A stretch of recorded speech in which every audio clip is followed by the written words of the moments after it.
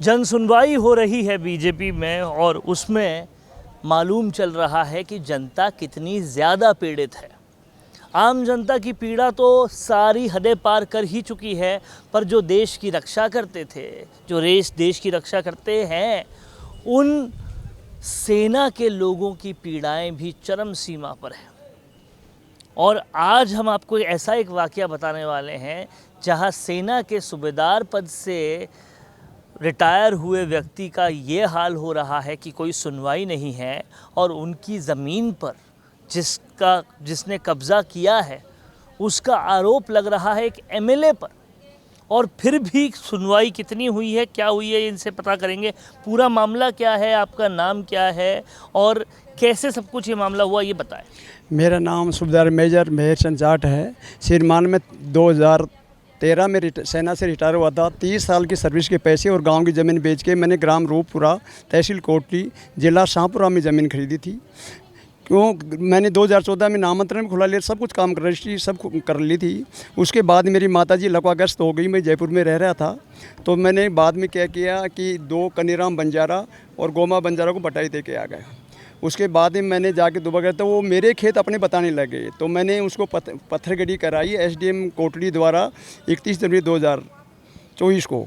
उसके बाद में वो पत्थरगड़ी भी अवैध कब्जा होके और नहीं कर रहे हैं। तहसीलदार साहब से मैं 2 दफ़ा रिक्वेस्ट कर चुका हूँ, पर वो भी बोलता नहीं, अवैध कब्जा हम पत्थरगड़ी नहीं करेंगे। उसके बाद में 2 दफ़ा मैंने शाहपुरा कलेक्टर साहब से भी रिटर्न मिला और रिटर्न में लेटर दे के दिया कि मेरी ज़मीन की पत्थरगड़ी कराया जाए, साहब अवैध कब्जा कर रखा है। वहाँ भी मेरी सुनवाई नहीं हुई। उसके बाद में मुख्य सचिव महोदय से मैं सीएमओ से मिला, सिद्धार्थ पंत महोदय से मिला, उसको रिटर्न लेटर दिया कि साहब मेरी ये समस्या है, मेरी ज़मीन पर अवैध कब्जा कर रखा है।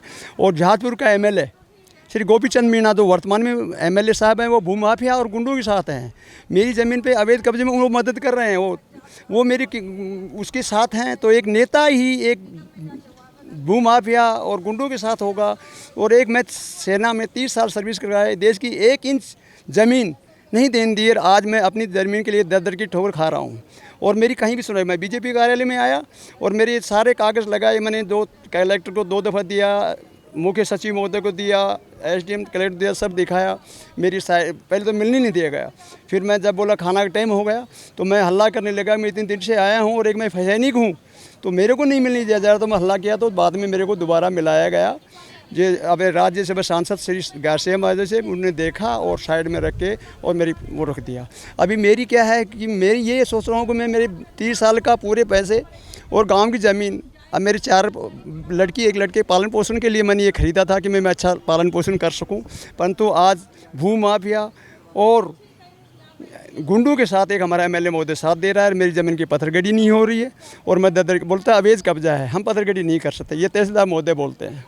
तो मैं अब कहाँ जाऊँ, अब मेरी कहाँ जगह है, मैं कहाँ जाऊँ बताओ। मैं एक इतना बड़ा मेरे साथ अन्याय हो रहा है और कहीं मेरी जन सुनाई नहीं हो रही। तो कब से आप ये सब लोगों से मिल रहे हैं, कितना वक्त हो गया? मैं मिलते हुए पहले तो मेरे को पता नहीं पड़ा, पहले तो बोला कि आप पत्थरगड़ी करा लो, तो मैं 4 साल से तो पत्थरगड़ी हुई मेरी।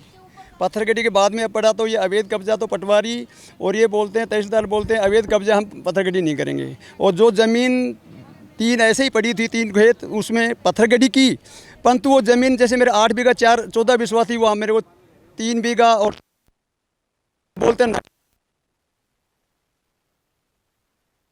एक ज़मीन मेरी 21, 46, 19, 56 थी, वो 8.5 बीघा है। तो ये ग्राउंड मेरे को 7 बीघा नाप के दे रहे हैं। एक मेरी 19, 56 अबली 26 खसरा संख्या थी, वो 3.25 बीघा है, वो मेरे नाप के 2 बीघा दे रहे हैं। और बाकी जो अवैध कब्जा है उसको तो मेरे को बोला नहीं, पत्थरगड़ी नहीं कर सकते आप। तो मैं दर की ठोकर खा रहा हूँ। इसलिए मैं सभी देशवासियों और मीडिया महोदय से विनती करता हूँ कि मेरे न्याय दिलाया जाए।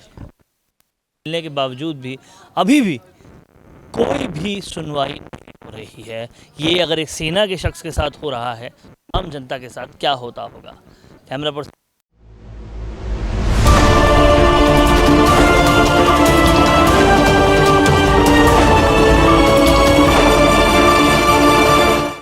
Attention, attention. Do you want to make your promotional headline news?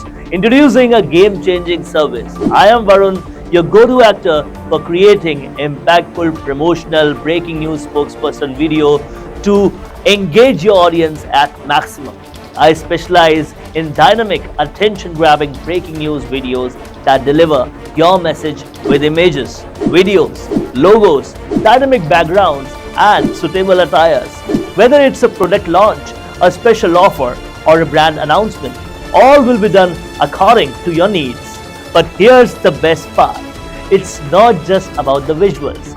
It's about everything from idea to scripts, shoots to edit, and last but not the least, delivering quality video on time. Don't miss out on this exclusive opportunity. Book my gig now on Fiverr and let's make your promotion go viral.